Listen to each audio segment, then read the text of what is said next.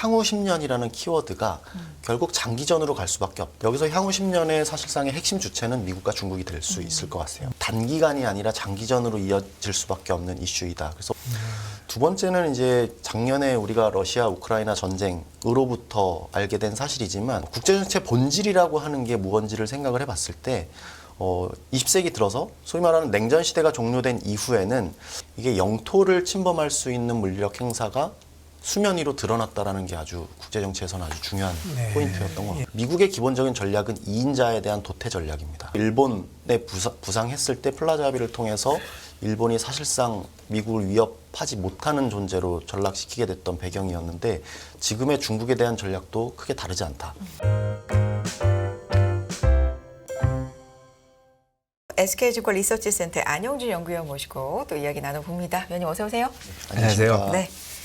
제가 보니까 오늘은 특별히 국제 정세에 대해서 말씀해 주신다고요? 네. 해주시죠. 방대하고도 어려운 주제이긴 네, 하지만 예. 네. 제가 혹시 뭐 장표를 띄워줄 수 있으면 한번 좀 네. 보여주면 좋겠는데 같이 한번 보겠습니다. 네, 헤드라인 제목을 한번 보시면 네. 이 국제 정세를 주목해야 되는 이유가 있습니다. 네. 기본적으로 저희가 시장을 대상으로 투자 행위를 하고 있지만 그 시장을 결정하는 건 결국 경제 흐름이겠죠.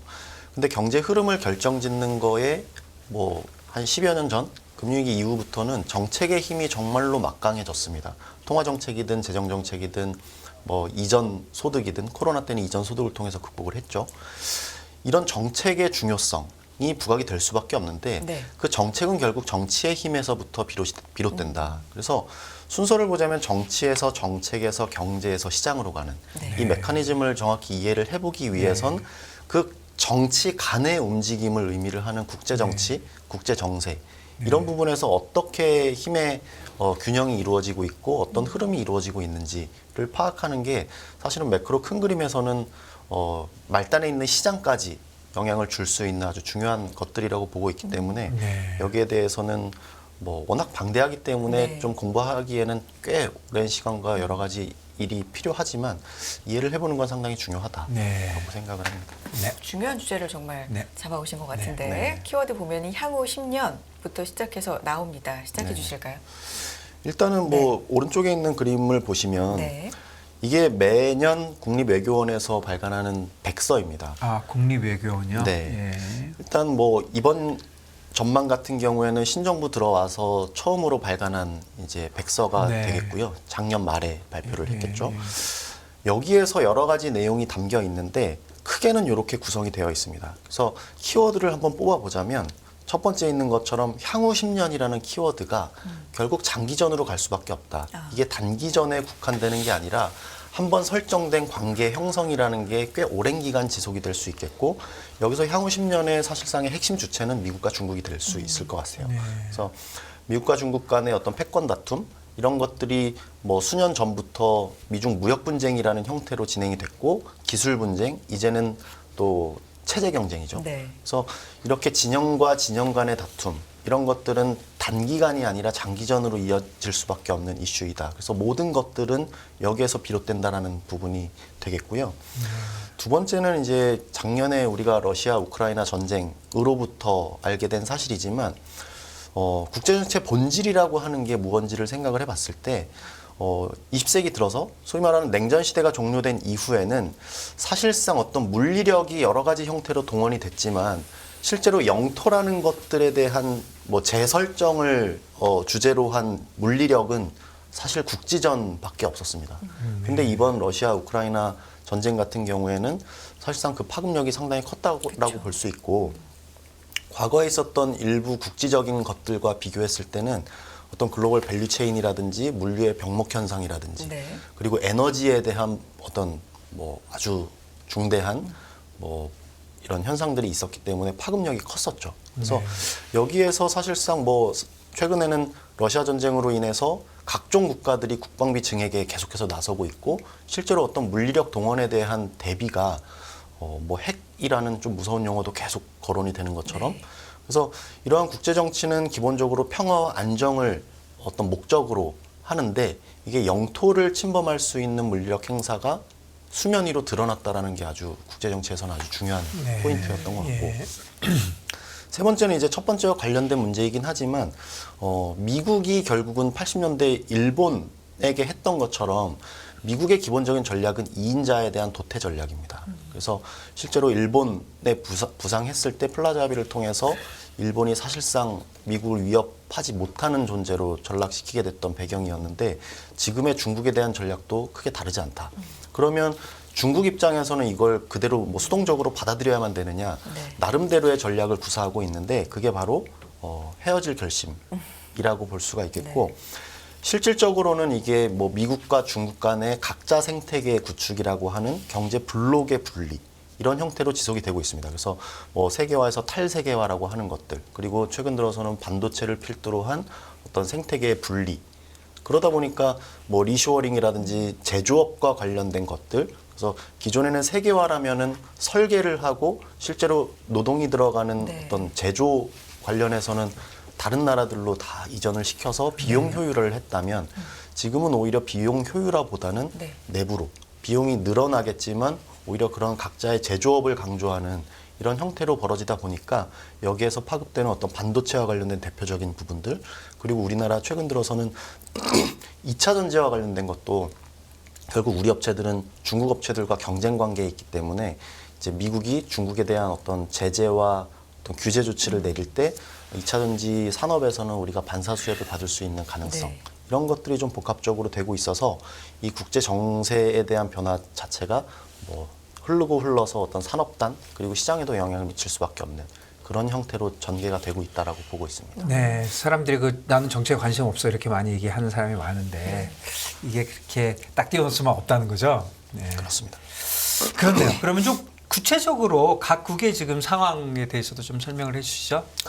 뭐 두 번째도 한번 네. 보시면 사실 뭐 국가마다 뭐 개별적인 전략이 있고 그게 다 서로 상호작용을 하고 있는 상황인데 대표적으로 이제 미국과 중국의 정책을 한번 살펴보면 네.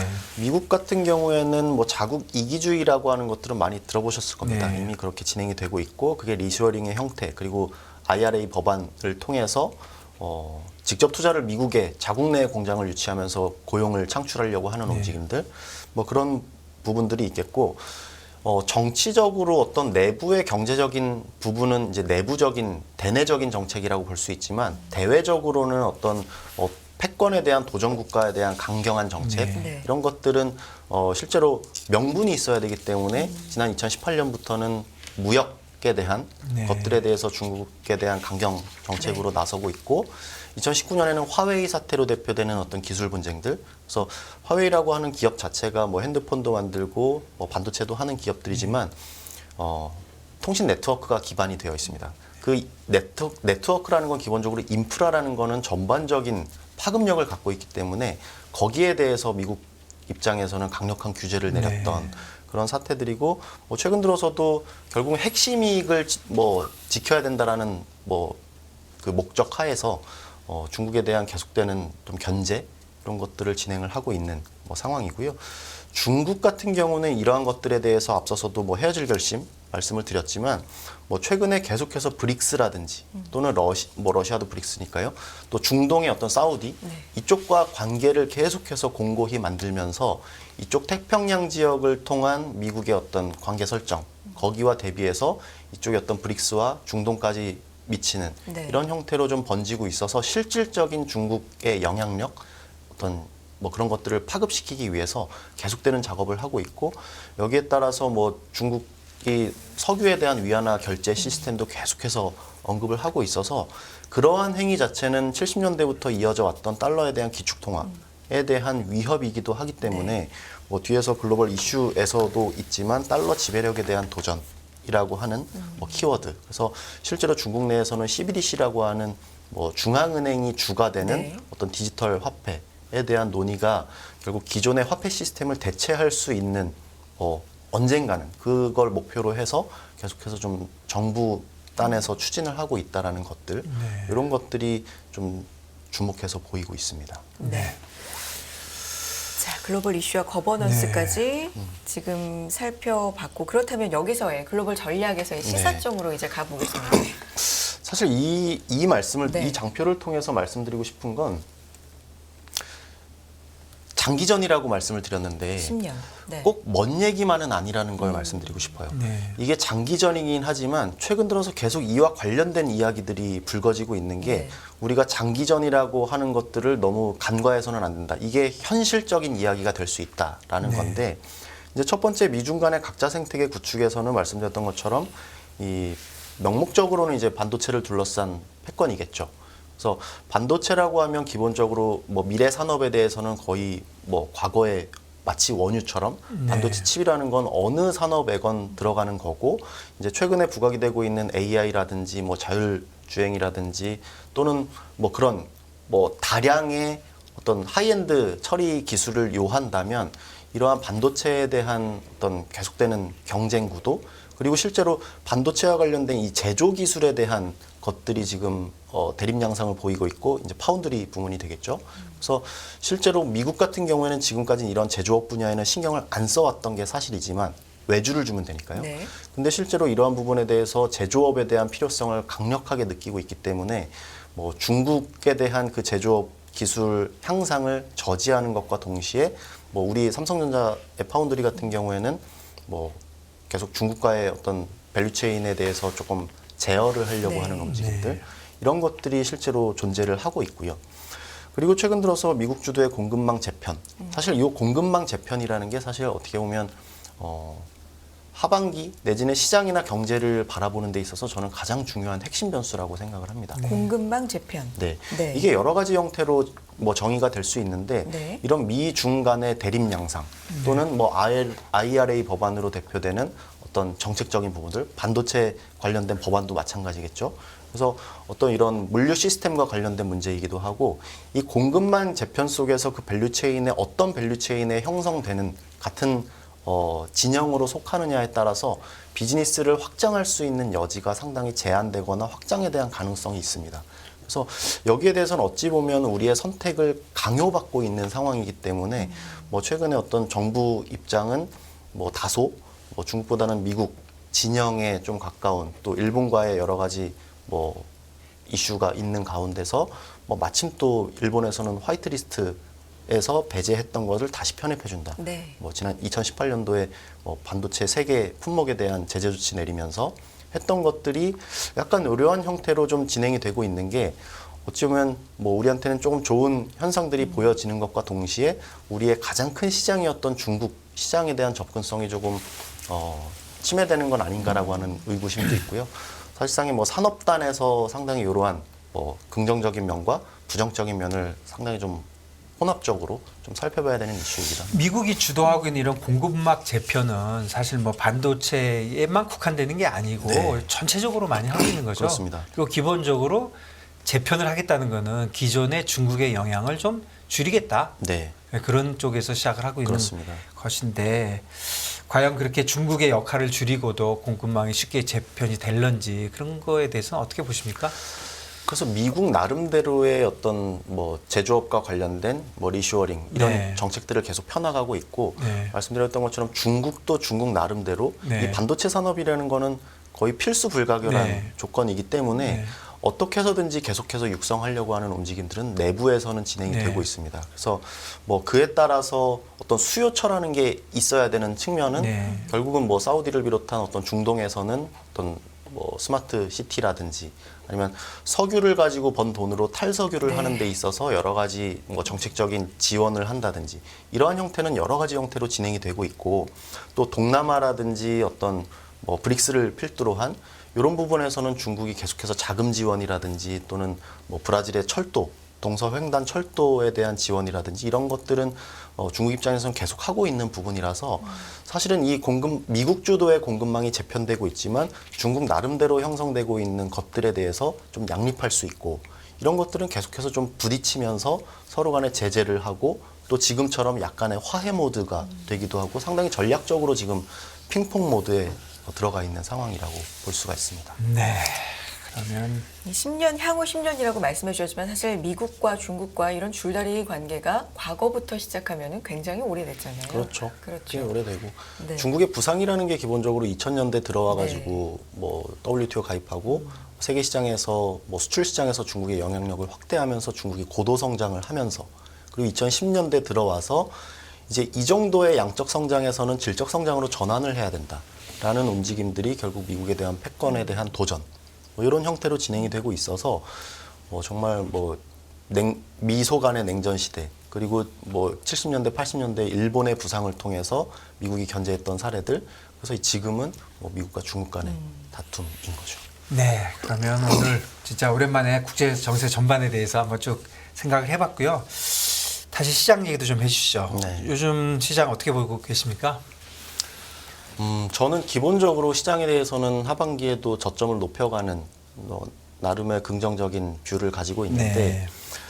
아까도 서두에도 경기 침체에 대한 이야기를 좀 네. 하셨던 것 같은데 저는 최근에 외부 세미나 가면 말씀드리고 있는 게 침체라는 용어에 너무 몰입하지 말자라는 네. 이야기를 드립니다. 둔화되는 건 불가피할 것 같아요. 네. 왜냐하면 높은 금리 그리고 지금 인플레이션을 제어하기 위해서 추가 인상도 고려하고 있고 기본적으로 미국의 어떤 제조업 사이드에서는 이미 다른 우리나라를 비롯한 다른 국가와 같이 작년부터 안 좋아지기 시작했고 지금 좋은 건 이제 소비단에서 서비스 네. 소비와 관련된 부분인데 그게 견조하기 때문에 지금 미국 경제가 훼손되지 않는다고 하는 거죠. 네. 여기서 이제 어제 나왔던 주택 지표들도 생각보다 좋은 네. 형태들. 그런데 이게 침체라는 용어를 우리가 과거 스터디를 하다 보면 일반적으로 최근에 서두에서도 정책의 힘이라는 걸 제가 잠시 맞습니다. 말씀드렸지만 네. 지금 미국 경제가 견조한 이유는 돈이 많이 풀려 있기 때문입니다. 네. 그래서 코로나를 극복하기 위해서 이전 소득을 단행을 했고 그러니까 현금 지원을 통해서 가게는 돈을 많이 쌓아뒀죠. 네. 이게 지금 과거에는 이러한 정책의 힘이 강력하지 않았을 때는 우리가 과거 스터디를 할 때는 보통 소비에 대한 그 구매력의 원천은 근로소득이라든지 사업소득일 겁니다. 그럼 결국 여기 앞단에서의 어떤 소득 활동이 좀 제한이 된다면 소비 활동으로 당연히 영향을 줄 수밖에 없는 그래서 지금 실업률이 높아지면 소비가 부러지면서 경기 침체가 올 거다. 이런 논리가 이제 과거 스터디를 통해서 만들어진 논리들인데 지금은 그거에 대한 버퍼가 있습니다. 무슨 얘기냐면 돈이 가게에도 많이 풀리고 기업에도 많이 풀렸기 때문에 가게에서는 쓸 수 있는 돈이 있다라는 부분이 소득이 잠시 위축이 된다고 하더라도 소비 경제가 부러질 가능성이 좀 제한이 되는 형태로 나타나는 거고 기업단에서는 이러한 소비단에서의 구매력이 살아있기 때문에 특히나 서비스 업종 같은 경우에는 코로나 이전에 추세선을 아직도 회복을 못했어요. 그게 무슨 얘기냐면 서비스 쪽에선 더 소비할 여력이 있다.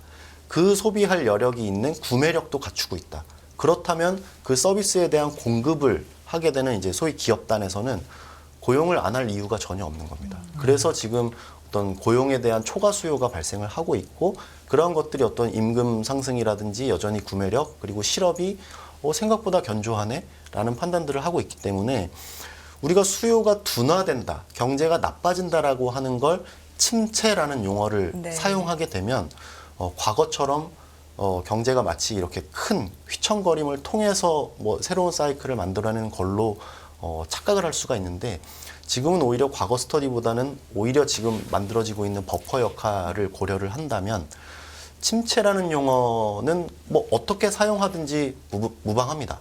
사용하는 측면에 따라 다르지만 그게 경제와 시장에 주는 임팩트는 과거와는 다르다라고 생각을 하고 있고 그러한 형태가 지금 미국 정책당국 페드 입장에서도 지난 3월 FOMC에서 성장이나 실업률에 대한 가이던스를 줬던 거에 비해서 이번 6월 달에 줬던 가이던스는 성장률 전망치는 올리고 실업률 전망치는 4.5% 연말 기준 4.5에서 4.1로 낮추면서 이러한 어떤 흐름 내지는 현상들을 연준 스스로도 좀 확인을 하고 있다. 이렇게 좀 평가를 하고 있습니다. 구체적으로 침체가 좀 다르게 다가온다. 과거와는. 그렇습니다. 어떤 의미일까요?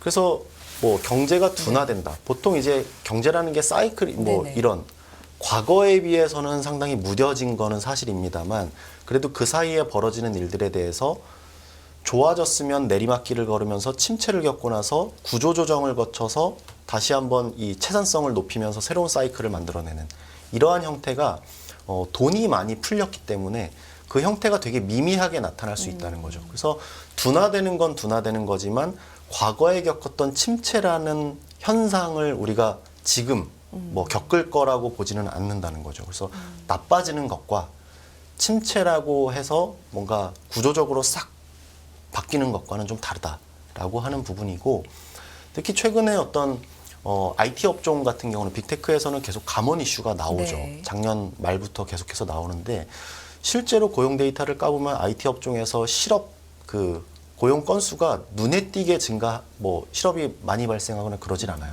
그 이유는 어떤 기업에서는 해고를 하지만 어떤 기업에서는 바로 흡수를 하면서 이게 이직률도 굉장히 높습니다. 그래서 이게 해고를 한다고 해서 그 실업 상태에 그대로 놓여져 있는 게 아니라 일정 부분의 마찰적 실업은 놓여져 있지만 그게 실질적으로 이제 이직의 형태로 나타나면서 이게 큰 어떤 혼란스러운 부분으로 이어지지 않는다는 거고, 사실상 기업들의 어떤 구조조정 내지는 이런 사이클에 대한 대응 차원에서 보면 해고 사태가 가장 끝단에 나옵니다.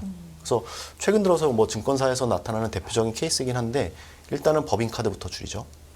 그래서 법인카드를 비롯해서 각종 예산을 줄입니다. 네. 그래서 비용 통제라는 부분들, 그 다음에 정말 미루다가 어떤 인력에 대한 손질을 가하게 네. 되는 게 결국은 가장 끝단에 이루어지는 거고, 그렇게 해서 인건비를 줄였을 때 거의 사실상의 비용 통제의 거의 마지막.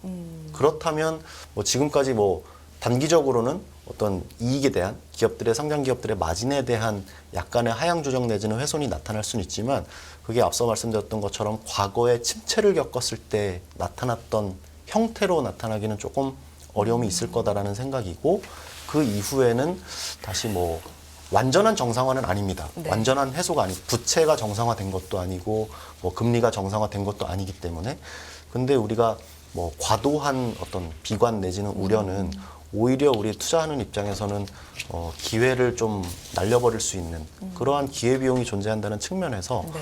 저는 뭐 이 정도의 어떤 경제 흐름이라면, 이 정도의 둔화 베이스라고 한다면 시장 입장에서는 그리 나쁠 거 없다. 조정 후에는 조금 더 편안하게 시장에 대한 접근성을 높여갈 수 있을 것 같다.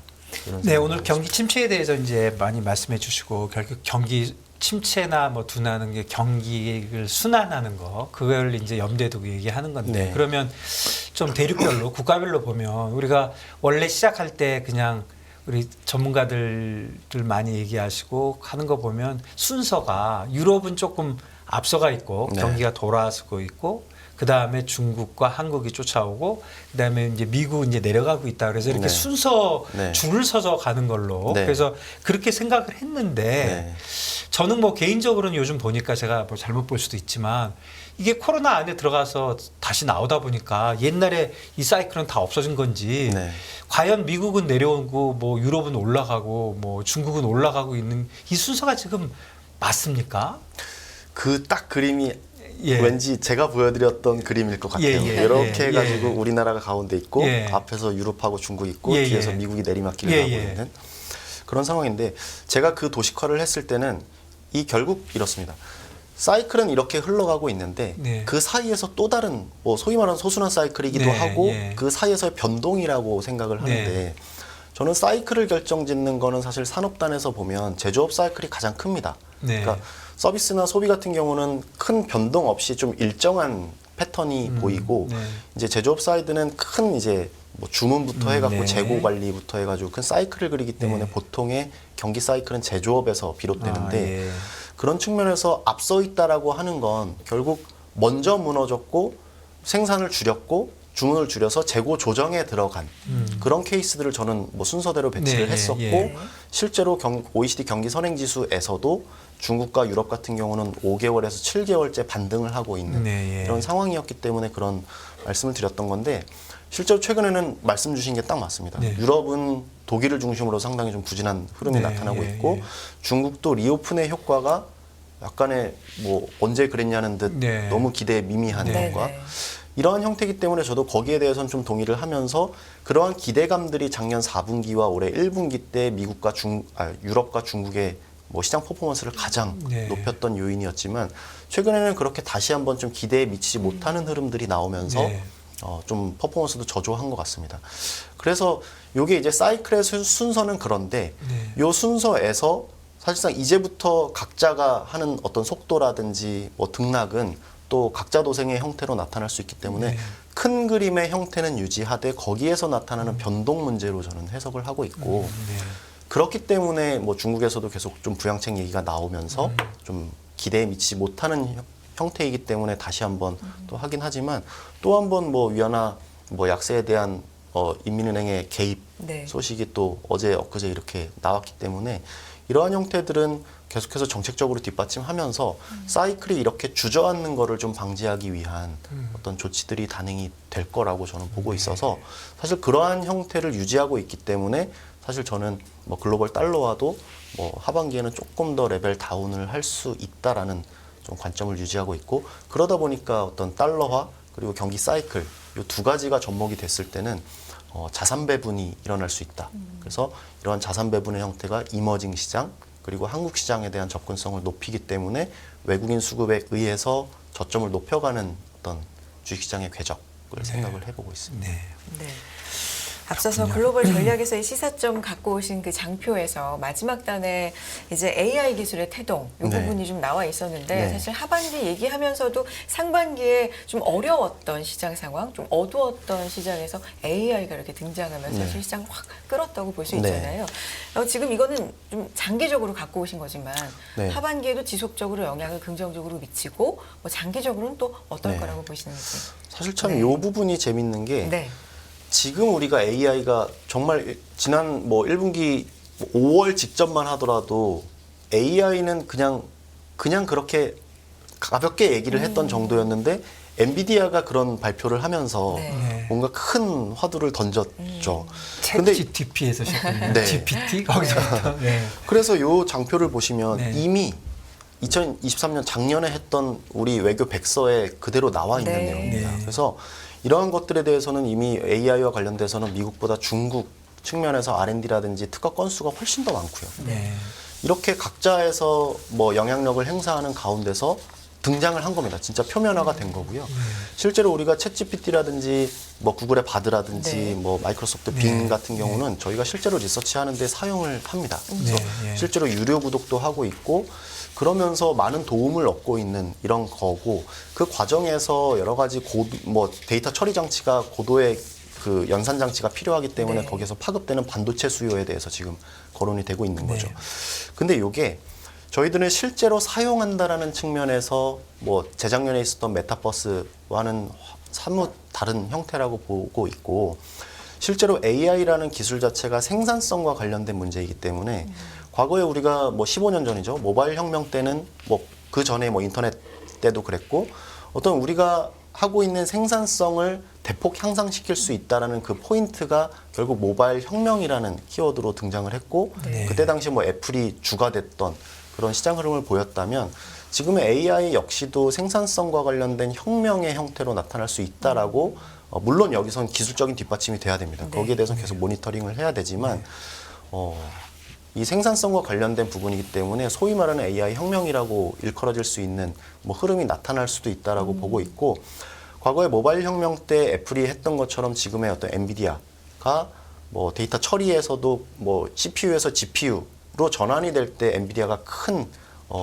성장을 했던 네. 것처럼 지금도 AI라는 키워드에 대해서는 계속 좀 주목을 해볼 필요가 있는데 뭐 잠시 직전에도 뭐 기술의 뒷받침이 네, 네, 필요하다라고 네, 네. 말씀을 드렸는데 이제 계속 이게 논란이 될 겁니다.